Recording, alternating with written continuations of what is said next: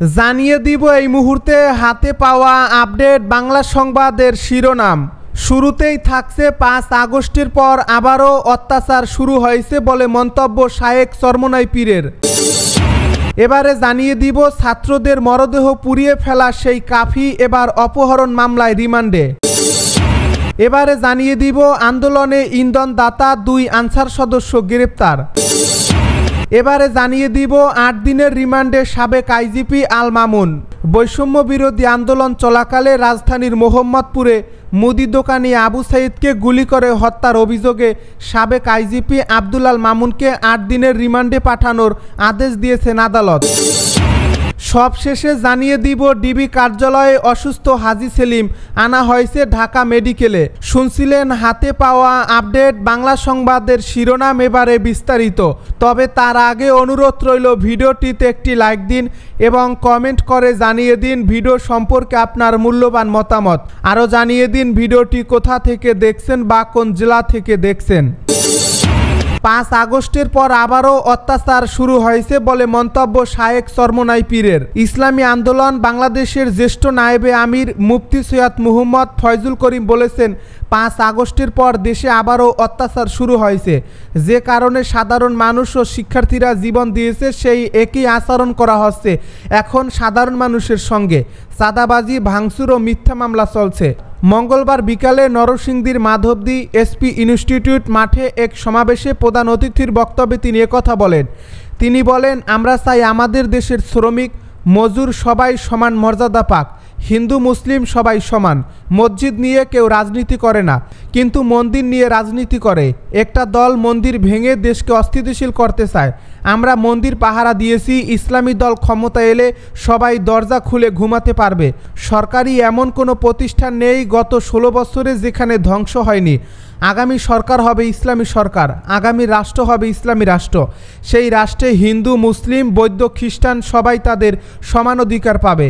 এ সময় 3 দফা দাবি রাখেন ইসলামী আন্দোলন বাংলাদেশ। তারা বলেন, জুলাইয়ের হত্যাকাণ্ড ও গত 16 বছরের সংগঠিত রাজনৈতিক ও প্রশাসনিক হত্যা গুমের সুষ্ঠু বিচার করতে হবে।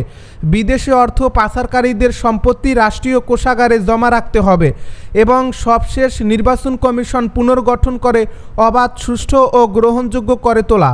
সমাবেশের বিশেষ অতিথি মাওলানা গাজী আতাউর রহমান তার বক্তব্যে বলেন, ফ্যাসিস্ট সরকারের পতন হয়েছে, এবার আমাদের সময় এসেছে দায়িত্ব নেওয়ার। 16 বছরে আওয়ামী দুঃশাসনের প্রতিবাদ যারা করেছে সবাইকে ধন্যবাদ জানাই। যেসব শিক্ষার্থী দেশের জন্য জীবন দিয়েছেন তাদের প্রতি কৃতজ্ঞতা। তবে এর আগে সব প্রতিষ্ঠানের সংস্কারের প্রয়োজন। এখনও অনেক কাজ বাকি। সামনের নির্বাচনে জনগণই তাদের সরকার বেছে নেবে। এই দেশের যে কোনো ধর্মের মানুষ ইসলামী আন্দোলন বাংলাদেশের কাছে নিরাপদ। ইসলামী আন্দোলনের হাতে নারীদের অধিকারও সুরক্ষিত থাকবে। সম্প্রতি বেশ কিছু চাঁদাবাজির খবর আসছে, এগুলো বন্ধ করতে হবে। বাংলাদেশে কোনো প্রতিহিংসা রাজনীতি চলবে না। আমরা নতুন বাংলাদেশ দেখতে চাই। মরদেহ পুড়িয়ে ফেলা সেই কাফি এবার অপহরণ মামলায় রিমান্ডে। রাজধানীর হাজারীবাগ থানার অপহরণের পর মুক্তিপণ আদায়ের মামলায় ধানমন্ডি জোনের সাবেক অতিরিক্ত উপপুলিশ কমিশনার আব্দুল হিল কাফির 8 দিনের রিমান্ড মঞ্জুর করেছেন আদালত। আজ বুধবার সকালে ঢাকার মেট্রোপলিটন ম্যাজিস্ট্রেট আখতারুজ্জামান এ রিমান্ডের আদেশ দেন। মামলার তদন্ত কর্মকর্তা হাজারীবাগ থানার উপপরিদর্শক মোহাম্মদ আবুল কালাম আজাদ এ আসামির 10 দিনের রিমান্ডের আবেদন করেন। শুনানি শেষে আদালত 8 দিনের রিমান্ড মঞ্জুর করেন। এর আগে কাফির বিরুদ্ধে হাজারীবাগ থানায় মামলাটি করা হয়। মামলার অভিযোগে বলা হয়, আসামি কাফি ধানমন্ডি জোনে অতিরিক্ত উপপুলিশ কমিশনার পদে নিয়োজিত থাকাকালে মামলার অপর আসামি সাবেক আইজিপি বেনজির আহমেদ, পুলিশ কর্মকর্তা মারুফ হোসেন সর্দার, হাজারীবাগ থানার ওসি ইকরাম আলী মিয়া এবং আসামি মঈনুদ্দিন কাজল সহ অজ্ঞাতনামা 10 থেকে 12 জন মিলে 2019 সালের 17 ফেব্রুয়ারি ধানমন্ডি থেকে মামলার বাদীকে অপহরণ করে। অতঃপর হাজারীবাগ থানাধীন অজ্ঞাত স্থানে আটকিয়ে মুক্তিপণ চেয়ে বিপুল পরিমাণ অর্থ বাদীর পরিবার থেকে আদায় করে। সম্প্রতি আশুলিয়া এলাকার একটি ভিডিও ফুটেজ ভাইরাল হয়। ওই ভিডিও ফুটেজে দেখা যায় গত 5 আগস্ট আশুলিয়া থানা এলাকায় পুলিশ সদস্যরা একটি ভ্যানে একাধিক মরদেহ তুলছে। ওই মরদেহগুলো পরে পুলিশের একটি পিকআপ ভ্যানে তুলে তাতে আগুন ধরিয়ে দেওয়া হয়। আশুলিয়ায় ছাত্র জনতাকে হত্যার পর মরদেহ আগুনে পুড়িয়ে দেওয়ার ঘটনায় ঘটনায় অভিযুক্ত ঢাকা জেলার সাবেক অতিরিক্ত পুলিশ সুপার আব্দুল হিল কাফিকে আটক করে ঢাকা মহানগর গোয়েন্দা পুলিশ। গত সোমবার রাত 10টার দিকে তাকে বিমানবন্দর থেকে আটক করা হয়। আন্দোলনে ইন্ধনদাতা 2 আনসার সদস্য গ্রেপ্তার। সম্প্রতি আনসারদের আন্দোলনে ইন্ধনদাতা 2 আনসার সদস্যকে গ্রেপ্তার করেছে পুলিশ। আজ মঙ্গলবার রাতে পুলিশ সদর দপ্তরের এআইজি ইমানুল হক সাগরের সই করা এক সংবাদ বিজ্ঞপ্তিতে এ তথ্য জানানো হয়। গ্রেপ্তার আনসার সদস্যরা হলেন মোহাম্মদ সোহাগ মিয়া ও মিজানুর রহমান তুহিন। তারা আন্দোলনের সমন্বয়ক হিসেবে দায়িত্ব পালন করে। এই বিজ্ঞপ্তিতে আরও বলা হয়, ঢাকা জেলা পুলিশ আনসার সদস্য মোহাম্মদ সোহাগ মিয়াকে আজ সাভার থেকে গ্রেপ্তার করা হয়েছে। তার গ্রামের বাড়ি মানিকগঞ্জ জেলার দৌলতপুর উপজেলার পারমাস্তল গ্রামে। অপর আনসার সদস্য মোহাম্মদ মিজানুর রহমান তুহিনকে কক্সবাজার জেলা পুলিশ মঙ্গলবার রামু থানাধীন কাউয়ারখোপ ইউনিয়নের দুর্গম টিলাপাড়া এলাকার পাহাড়ি জঙ্গল থেকে গ্রেপ্তার করেছে। 8 দিনের রিমান্ডে সাবেক আইজিপি আল মামুন। বৈষম্য বিরোধী আন্দোলন চলাকালে রাজধানীর মোহাম্মদপুরে মুদি দোকানি আবু সায়েদকে গুলি করে হত্যার অভিযোগে সাবেক আইজিপি আব্দুল্লাহ আল মামুনকে 8 দিনের রিমান্ডে পাঠানোর আদেশ দিয়েছেন আদালত। বুধবার সকালের দিকে তাকে আদালতে হাজির করা হয়। মামলার সুষ্ঠু তদন্তের জন্য পুলিশ তাকে 10 দিনের রিমান্ডে নেওয়ার আবেদন করেছিল, কিন্তু আদালত 8 দিনের রিমান্ড মঞ্জুর করেন।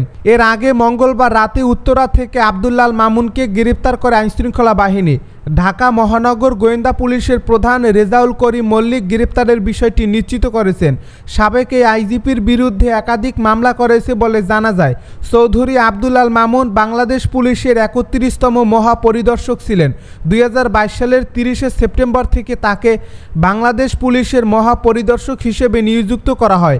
এর পূর্বে তিনি র্যাপিড অ্যাকশন ব্যাটালিয়নের মহাপরিচালক হিসেবে দায়িত্ব পালন করছেন এবং পুলিশের অপরাধ তদন্ত বিভাগের প্রধান ছিলেন।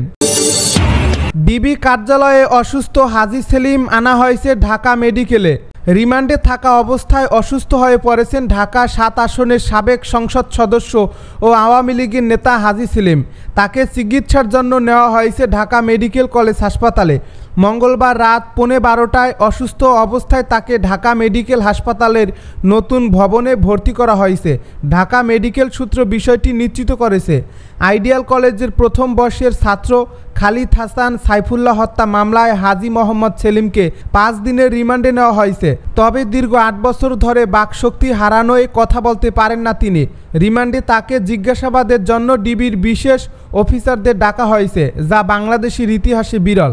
এসব অফিসাররা সাইন ল্যাঙ্গুয়েজ বা ইশারায় ভাষা বুঝতে পারদর্শী। তারা হাজী সেলিমকে জিজ্ঞাসাবাদ করছেন।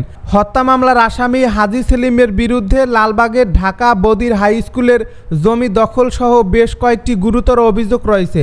প্রসঙ্গত, বিএনপি কর্মী হিসেবে রাজনীতি শুরু করা হাজী সেলিম পুরান ঢাকায় তালা হাজী নামে বেশ পরিচিত। 1996 সালে এমপি হওয়ার পর এলাকায় সালিশ বিচারের নামে ভুক্তভোগী পরিবারের ঘরে তালা লাগিয়ে দিতেন। কারো জমি জমার সমস্যা সমাধান করতে গেলে সমাধানের পর নিজেই ভুক্তভোগীর কাছ থেকে জোর করে জমি কিনে নিতেন।